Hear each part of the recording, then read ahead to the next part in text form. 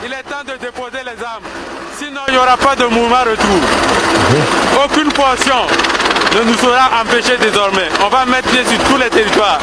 Les hommes sont déterminés et les appuis sont toujours disponibles. Vous voyez, l'hélico est déjà là. Malheureusement, on a quelques blessés légers, uniquement des blessés légers. Ça n'empêche pas les gens de continuer le combat. Donc déjà, on va amorcer notre poursuite sur leur grande base. Bravo les gars. Bravo. Les blessés sont amenés au plus vite à Djibou. Un autre hélicoptère plus grand va assurer l'évacuation sur Ouagadougou.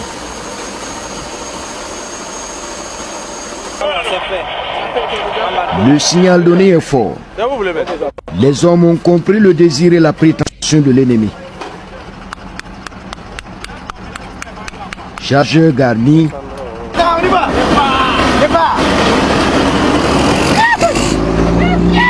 Le prochain point est à 15 km. Les guerriers. Tétégolé, à la frontière avec le Mali. Les soldats évoluent en moto, en pick-up et en blindé dans une carrière pas du tout simple. Que Dieu vous accompagne.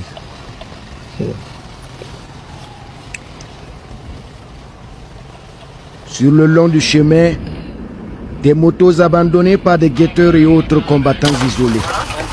Alors, les fantassins font attention à chaque buisson et concession. Les commandants des unités veulent minimiser les risques de perdre des hommes sur l'axe et ces villages déserts, habités par des animaux. Ici, c'est sans pitié. Les tireurs isolés sont vite traités avant la poursuite du trajet. Environ 900 mètres, environ 700-900 mètres.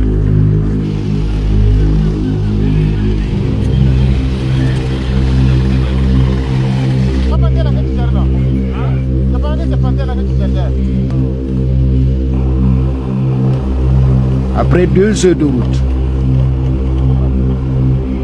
nous sommes aux portes de Pétégolé. La veille, des frappes de drone avaient visé des positions terroristes dans le village. Les soldats en tête de convoi ont rempli la mission de marquer le terrain. Le village est vide.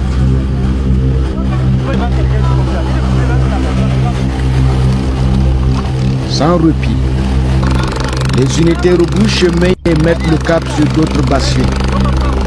Plus de zones de confort pour les terroristes. Leur sommeil est troublé dans des ruines, dit-on ici, transformées en camp de fortune. Sur les hauteurs de Sé, quelques terroristes vont être traités dans ce petit village avant la direction de Bouro, le fief d'un important groupe armé terroriste qui opère dans la zone. Ici en image, beaucoup sentant l'étau se resserrer avaient préféré prendre la poudre d'escampette un jour plus tôt avec armes, bagages et même se blinder, plus tard détruit par l'armée. À la périphérie, une petite faction tente d'assurer l'impossible défense de ce territoire perdu d'avance. C'est une poudrière à ciel ouvert, apprend-on ici, et le commando s'apprête à en découdre avec les terroristes. Des mortiers de 60 mm annoncent qu'une force est dans le village.